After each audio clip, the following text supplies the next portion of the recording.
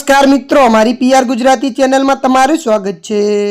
બનાસકાંઠા જિલ્લાના વાવના દેવપુરા નજીક નર્મદા કેનાલમાં કાર ખાબકાઈ છે। આ દુર્ઘટનામાં 5 લોકોના મોત થયા છે।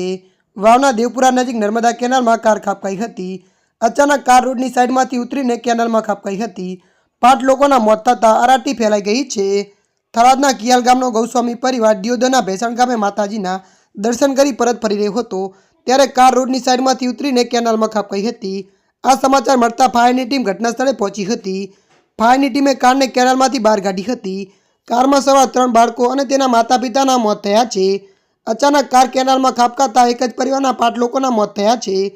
ત્યારે મિત્રો, પ્રાપ્ત માહિતી અનુસાર કિયાલ ગામનો પરિવાર દિયોદરના ભેસાણ ગામે ગોગા મહારાજના દર્શન કરવા ગયો હતો। દર્શન કરી પરિવાર પરત ઘરે આવી રહ્યો હતો। આ દરમિયાન દુર્ઘટના સર્જાઈ હતી। ત્યારે મિત્રો, હાલ માટે આટલું। મળીશું નવી અપડેટ સાથે।